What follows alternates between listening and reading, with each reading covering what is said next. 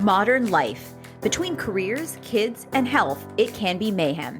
That's why we're here. I'm Dr. Lisa Varghese-Kroll. And I'm Dr. Lonray Falusi. We're physicians, moms, and longtime friends who break it all down for you. Wondering how to juggle all the balls and still stay sane? Looking for advice but don't want to be overwhelmed? Curious about how to make the most out of life for your family but enjoy it at the same time? You're in the right place. Welcome to Health and Home with the Hippocratic hosts. In this episode, we're continuing our series on mothers in politics. Have you wondered what makes people decide to run for office and how on earth they do it? Do you think it can't be you? Keep listening to find out how it can. Hey, Lon. Hey, Lise. We've got a good one today. We sure do. So we've started our ongoing series, Mothers in Politics, because we wanted to show that running for office is achievable. Getting regular women and parents in office is important to us as physicians because so much legislation affects public health. Not just in the time of a pandemic, as we've seen in this past year with COVID, but, also in terms of laws that surround things like parental leave, health insurance coverage, pre-existing conditions, access to rehab, and other specialty services, and early intervention programs for children. That's right. So today we're especially excited to be speaking with someone who knows exactly what it takes to run and win, and who helps women do just that. As the campaign director for the very first Hmong American elected to a state legislature in America, the former election protection director for the Minnesota Democratic Farmer Labor Party, the former national field director for the Children's Defense Fund, and the recipient of multiple leadership fellowships and awards, she's now the chief program officer for Vote, Run, Lead, a national nonpartisan organization whose mission is to train women to run for office and win. Welcome, Pakou Hang. Thank you so much for having me. So just jumping in, can you tell us about the mission of Vote, Run, Lead?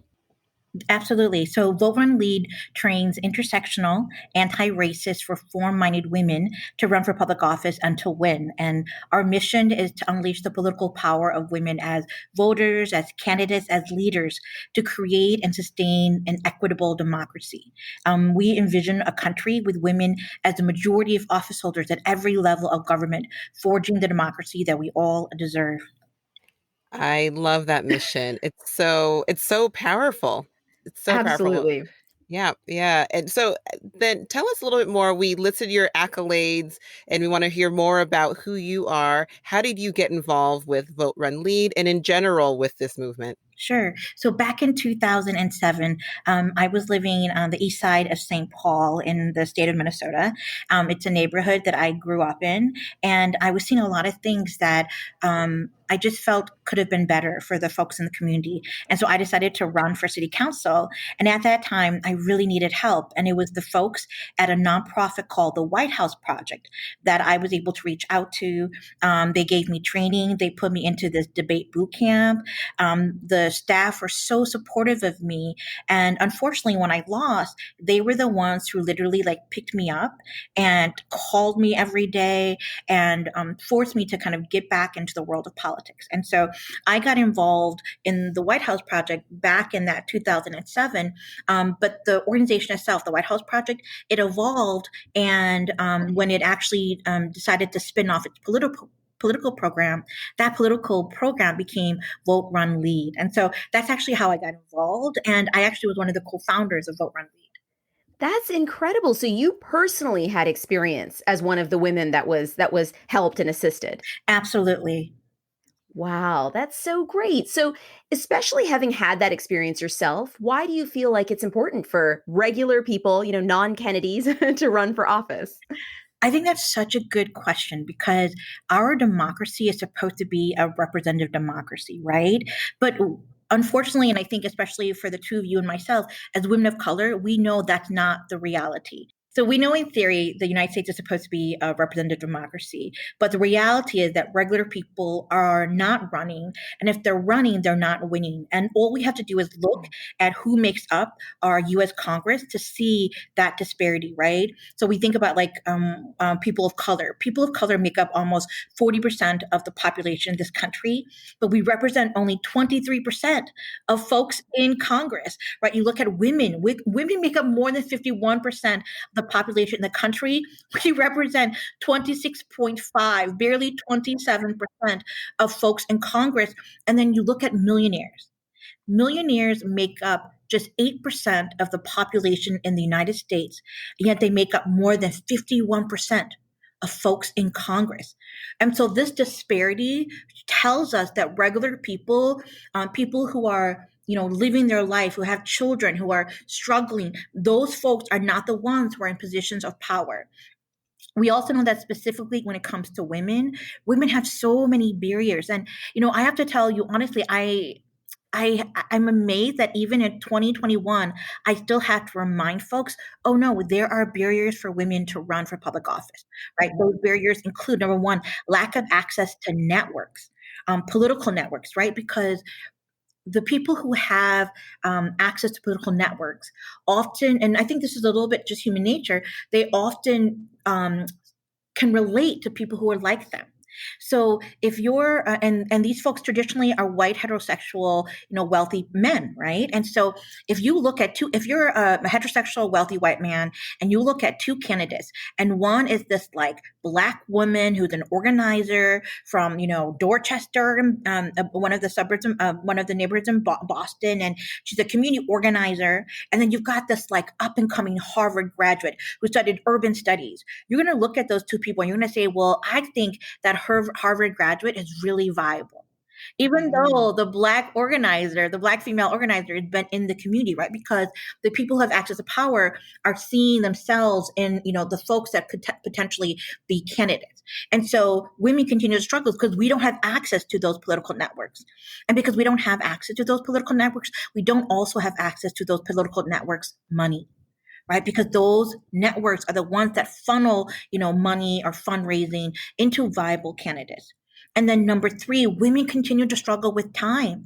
I mean, unfortunately, and we saw this actually as we saw this after the pandemic, how so many women had to leave the workforce because they didn't have childcare. And women continue to do disproportionate amounts of child rearing, of housework. And when you're running for public office, that time is the one thing you can't make more of. Right? So if you don't have time to go out and do that direct contact, you actually can't get your name out there. You can't build those relationships with voters to eventually win. And so those three reasons, I think, are still fundamental to why it's still hard for women to run. And then on top of those three reasons, one unfortunately persistent reason is still this confidence barrier, right? Our culture, our society continues to socialize women in such a way that women have a sense of like, well, if I don't have a PhD yet, I can't run, right? Or I'll run when my children are done with college. And you ask many men, and they don't think this way. They're like, oh, I haven't actually finished that associate degree, but yeah, I'll run for Congress, right? I went bankrupt, 5 times, but yeah, I'll run for president. So women continue to lack this confidence barrier on top of all these, real kind of institutional barriers. And unfortunately, the result is that regular people are not in those positions of power that is, deciding our laws, that is forging the norms of the society of what is acceptable, what makes an American American. Ooh, so many good points in what you just said.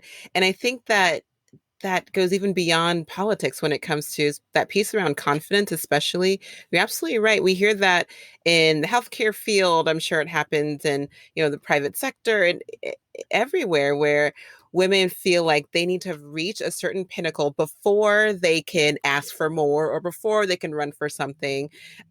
Whereas for men in general, that just doesn't exist. So confidence definitely is one of, even though it's part of a structural issue, it is something that like personally, a personal skill that we would want, a potential woman candidate to have. Are there other skills that you think are vital for a successful political candidate? There are, but I want to answer that question first by reminding folks, right? And I think this is a quote that is often attributed to Mario Cuomo, but I think it was actually Mark Twain who said it, right? And he said, "We campaign in poetry, but we govern in prose." And I say that to say that I do think that there is both an art to politics and running for public office, but there is also a science to it. And I think that the skills that you really need to both perfect the art and the science is grit.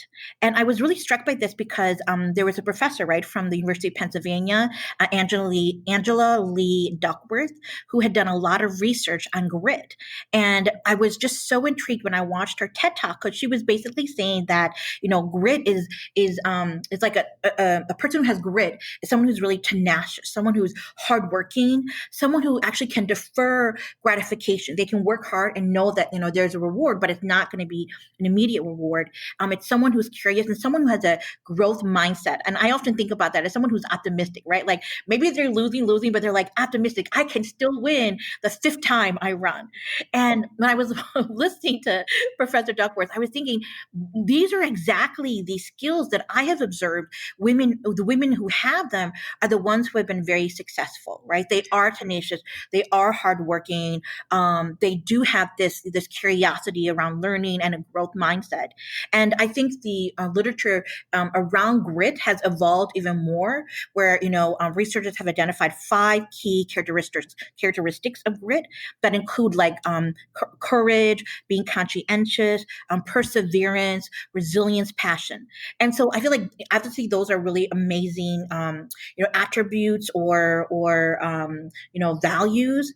But I think all of that, right, encapsulated in grit is what I have seen women really need to have, or people who are successful, especially women in politics who've been successful. Many of them have grit. That's so interesting because it's true. There has been a lot of research around that in recent times. I know papers that we've seen as well, and how useful for all of us to know that that's really extrapolatable across multiple fields. We all tend to think like in our siloed minds, like, oh, this is just in medicine or just in politics, but it's really everywhere. And I think if we're a woman in Western culture, this is very relevant to us. So, if you are someone who doesn't have a background in politics, if you're, just living your regular life and maybe you're raising a family or maybe you're, just working multiple jobs to make ends meet, whatever it might be, what support or resources would you suggest that a person like that, a regular person, would need to have in place as they consider running for office? Sure. So first I would say to them, you're not alone, right? And we've got your back. We're here for you.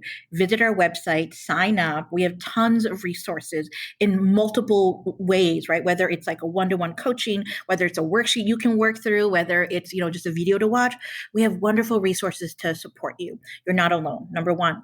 But, at the same time, I would also say that, and this is something that actually is really important to Vote Run Lead, is that you are enough, right? That you have all the skills, you have all the experiences that can be transformed and can be translated in such a way to connect to people, to inspire people, to get elected and to govern in the way that really does forge an inclusive and a representative democracy. I would start off like concretely with saying, so if you want to get started, number one, think about who are your political leaders. Make a list of that, right? Ask yourself, why do you have such affinity with Shirley Chisholm? Why is Hillary Clinton so important to you? What are the characteristics or the attributes of that person? Or let me take that back. What attributes or characteristics of that person, speak to you? And how does that make you think of yourself? Where have been times where you have demonstrated those attributes? So that might be number one. Number two, I would say, is you do need to have your sense of like, why am I doing this, right? We often say, know your why. So often women get involved in politics, not because they have like a grand plan or they have like a 10-step, kind of like plan to get to become president. Often women run for public public office because they see a problem, no one is fixing it, and there's got to be a better way, or they're like, no one is doing it. I just have to do it, right? I can't wait for someone to come in and step in and fix the problem. And so you have to know what is motivating you to step into this arena, what is motivating you or compelling you to do all this like hard grunt work, right? That grit here, Mhm. so that you can seek a better community. So that's number two. Number three is we do advise folks to talk to their family and friends. Often it's just your name on the ballot, but the truth is that so many people carry you, and most importantly, the people closest to you, your family. We know that right now in such a hyper partisan world that politics can become very, very personal, and especially the negative aspects of politics. And we really encourage folks to talk to their families to both prepare, but also to get buy-in from their families, and to anchor themselves in their families' love and faith. Right. And then lastly, we do encourage folks to do this quick exercise where they just write down, if they were, I always say, like, if you were having a birthday party, who would you invite? Right. And we think about like, who are our friends and families? Who are our coworkers? Who are those folks that you may be invited to your wedding? Right. And each of these concentric circles actually represent in their totality your base. So this quick kind of back of the envelope exercise allows you to write out who makes up your base, to both help you acknowledge like how many powerful people are behind you, but that list actually becomes the basis then for which from which you can fundraise, from which you can do volunteer recruitment, from which you can get like surrogates and help. And so that's a kind of a final activity to start off with, to for us to encourage folks to think about if you're thinking about running for. And that's the final kind of activity that we encourage folks to engage in if they're thinking about running for a public office. I love that. It's very tangible. Yeah, and that key point of you are not alone, you're not doing this on your own, that you do have support and resources that you may not have really thought about. Who walks around thinking about their friends and family as their base, right? Totally. It requires that like sort of shift in thinking, and remembering that they're your real support. So that's really great. And part of your mission statement is that you train women to run for office and win, with that key, getting to that mission of, at least 51% of our leaders being women. And you started talking about this a bit with your training. So what do you think it is about your training at VRL that helps women to actually win when they run for office? I know I said it before, but I really believe this, and I really do think this is not only Vote Run Lead's value add, but this is what distinguishes us from from our peers, right? And it is this deep belief that you are enough, right? So you should run as you are because you are enough. And I remember the first time I heard it, like, I had gotten involved in White House Project. I helped found Vote Run Lead, and then I, did other work, right? And I remember maybe it was maybe 2 years later, and I had been struggling in my other work, and it was still successful, but I was feeling such inadequacies. And I remember talking to Erin and watching her do a training, and she said, "You are enough," and it was to a room full of Pakistani women, right? These were women from Pakistan who were members of their parliament. And I remember thinking, my gosh, that resonated so much with me. And it resonated with these women who were from a different culture and a different generation than Erin and I, that you are enough. I mean, women so often are told the opposite. Right. And so at Vote Run Lead, we believe fundamentally that you are enough. And then because of those deep roots, you have what it takes to run just as you are. We train women from a position of strength. We train women to, to live in their power and to grow their power, not just for themselves, but for their community.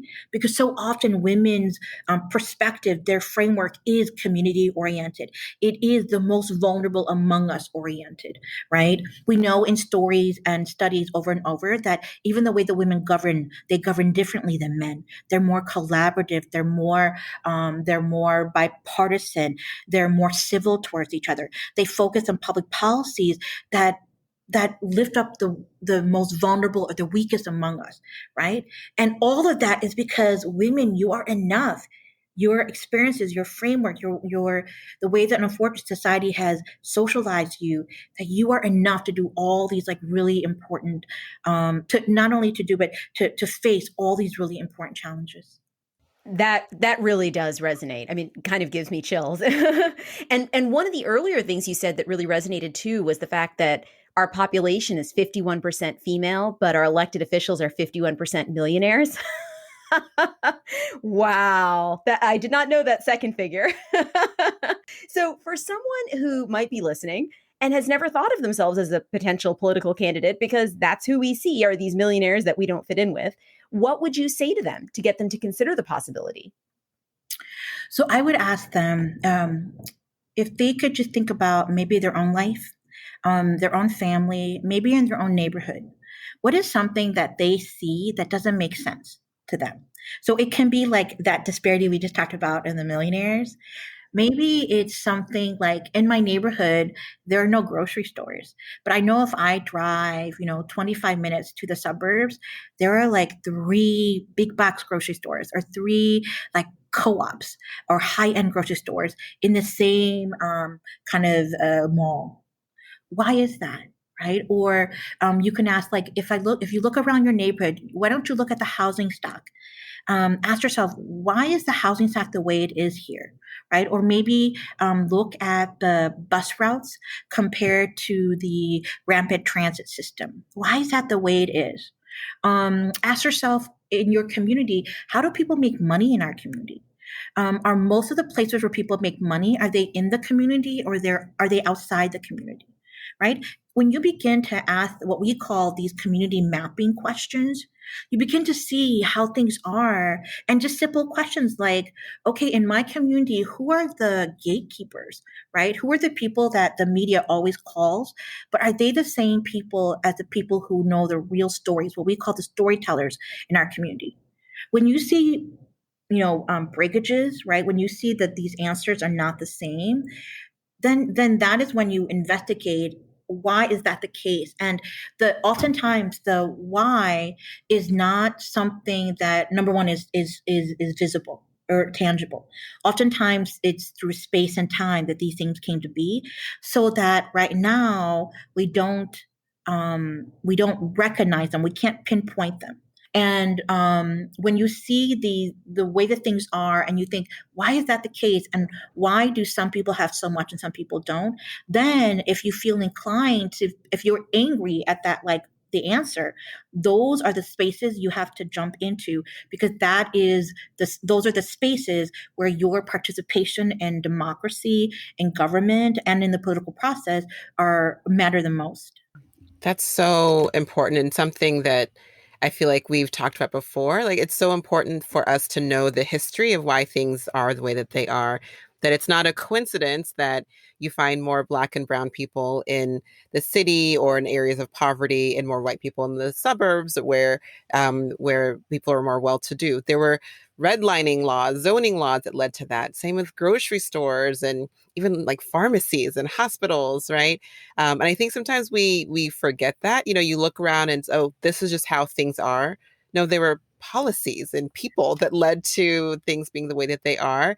And I love that point, just that's where we start. If things feel wrong, then kind of figuring out how we got there and starting to dismantle those processes that got us there. So I love that. And you being you yourself and Vote Run Lead as an organization have some really good tools around that. And you've also started a campaign in a way, and a program called Run 51. So this is for all of you who think, maybe I'm not ready to run for president of the United States of America, but I might do something a little bit more local. So tell us about Run 51 and what some of the resources that you have for folks. Sure. So I think I shared already that, despite being 51% of the population, in 2021, women made up only 30.1% of the state legislative seats in the country. And we know that women's political agency and their economic independence really begin at the local level. And we've seen a rise of women seeking for public office in the past year. So that has been amazing. But we also learned last year that leadership matters, right? And the consequences when the leaders that we have are not representative, they're not inclusive of the public. And according to political scientists, in this article that was published in the Washington Post, these political scientists calculated that it would take another 60 years of women running and trying to win before we would have gender parity in our state legislative seats. And at Vote Run Lead, we can't wait. We learned from last year. We're learning nowadays. We've learned many, many years that we just can't wait to get the leadership that we deserve, to get the democracy that we deserve. And so we launched this campaign, like you said, it's called Run 51. It's a surefire strategy to get our state legislatures to be 50% women or to be female or women-led. And we're starting in Georgia. We're starting in Minnesota. We're starting in New York to learn lessons that we can parlay into a playbook that then we can use to scale up into all the states in the country. Some folks might be wondering, so it's really important to get women elected, but why at the state legislature, right? Like why at that level? Why not at Congress or why not at the school board level? And for us, we're taking it to the states because the state legislature is often where the fight is. A lot of the issues that we feel fundamental to democratic reform, issues like ranked choice voting or like voting and expansion of voting rights. Those are issues that are being fought right now at the state legislature and oftentimes being won at the state legislature. So that's where the fight is and that's where we have to go. That's the first reason. The second reason is that state legislatures and the size of their races, they are perfect democratic laboratories. Given the size of the legislative district, given the kind of size of the campaign budget, given the fact that every 2 years there's some type of legislative race, that women can actually decide, I want to run for the state legislature. They can try out different tactics. If they lose, they can try again in 2 years. So we think the state legislatures are democratic laboratories, and we think that's where we need to be. Number three, we're focusing in the state legislature for our Run 51 program, because state legislatures, given the very nature and structure of their entity, it's a great place to elevate women's leadership. And what I mean by this is we saw last year, right, during the Democratic presidential primary, this question kept coming up and up and up. Are women viable candidates? Will people elect a woman as a leader? And the nature and the structure of state legislatures is that there are many positions that are very public, that are very visible, right? So there's like the Speaker of the House, there's the majority and minority leaders, there are even the committee chairs. And these are visible positions where women, when they run for state legislature and win, they can occupy these positions. And because it becomes like normal to see all these women leaders, we believe this will not only debunk, but it will neutralize this myth that women are not electable. So that's number three. Number four, and I said this before, we wanted to focus on the state legislature because that's where the fight is, because we also know that women govern differently. They're more civil, they're more collaborative, they are more bipartisan, and also women, focus on the issues that really matter for the community, and especially in this time of hyperpartisanship and this time of kind of legislative gridlock, women's leadership is the type of leadership we need. And then lastly, we're focusing on the state legislature because state legislatures are incredible stepping stones for higher political office, for executive office. In fact, I think it's like 30% of women who are currently in Congress came from a legislative seat, right? So if we want to see one day a woman president, we need to begin at the state legislature level. That's amazing. That's quite a lot of resources, for that goal, which is amazing. And along with that, you also have another set of resources, which is your kitchen cabinet. Can you tell us a little bit about that? Yes, oh gosh. So, last year we were about to launch Run 51, and then COVID happened and everything shut down. And our alums kept calling and email us saying, I'm in the middle of an election. Like, what do I do? How do I campaign while social distancing? How do I still raise money if I can't gather people, in a room to hear my stump speech? How do I help my constituents? And so we launched Your Kitchen Cabinet really as a program to support our alums. And in season one of Your Kitchen Cabinets, we were, bringing on specialists to talk about, hey, get ready for election day. I know it's only April, but you got to think about it because there are all these weird dynamics and you have to prepare. We brought in, communications consultant to say, how do you message to constituents now? Because everybody is so scared, but they're tied to Zoom, right? Or they've got all their kids around them because they're also homeschooling their kids, but how do you break that attention to still talk to folks about the issues that you care about? And so we had these amazing tutorials, and in the midst of all that dynamic work, right? And especially after George Floyd was murdered, we came to this realization that a different world is possible. We used to think about, oh, we can never erase student debt, or we can never invest so much money into, a certain type of economy. And then we saw right at the onset of COVID that those $1 trillion checks could be written. And so it was a moment at Vote Run Lead to think about, so what is the democracy that we all deserve? And while season one of Your Kitchen Cabinet really was a rapid response to our alums, season two was a reimagining and a re-educating ourselves about how we got here, right? And how some of these themes or debates that were part of that journey continue to reverberate today. And also, how can we reimagine a democracy that is inclusive, that is representative, that is reflective of all of us? And in that search, we went back and looked at issues of, what does citizenship mean? What does patriotism mean? We actually looked at first of all, we looked at the Constitution and we said, where did the Constitution come from? And we actually found out that major themes in the Constitution came from indigenous communities, right? Major themes in the women's suffrage movement, which was mostly a white women's movement, came from the women of the Iroquois Confederacy. Concepts like bicameral, right? Two chambers, checks and balance. Those are actually ideas that came from indigenous communities. Then we looked at patriotism during the Revolutionary War, and we said, what does it mean to be a patriot? And we learned about Black folks, right, who were enslaved, who were still fighting for these ideals. We learned about Black women who, after the revolution, they sued their slave owners against the state, and they said the state, these were called freedom suits, where they were saying, okay, the revolution's over now, I'm going to sue the state because the state is enabling my enslavement. And much of the reasons why the northern states outlawed slavery were because of these freedom suits that were brought on by Black women. We learned about, what does it mean to be a community? We learned about the concentration camps that this country put Japanese Americans in, right? And so, we learned about wealth in this country and how that wealth came to be, and why that the Black and brown people don't have wealth. And so already last year, we were looking at Tulsa, right? We actually had amazing folks from Tulsa. Professor Hill came and spoke to us about Tulsa, about Black Wall Street.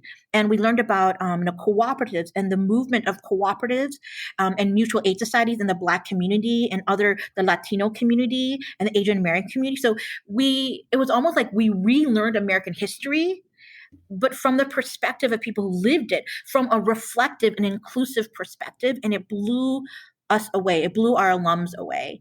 And so Vote Run Lead, Your Kitchen Cabinet program was, yes, like tools that we lifted up to help people while running, but it was also truly an exercise in reimagining what a democracy truly could look like and feel like. And it's possible. That was the conclusion, right? That it's possible. I love that. And you've shown that it's possible because you've had people come through these programs successful in winning those seats that they're running for. Who are some of the alumni that you're most proud of? So that is such a hard question because it's like asking about like who's your favorite child, right? I love them all. I love them all, and the reason, and I genuinely mean this, and the reason why I say this is because you would ask us before, like, what is it about our trainings that sets us apart, right? And it is about, how you are enough and how we tell women, like, run as you are.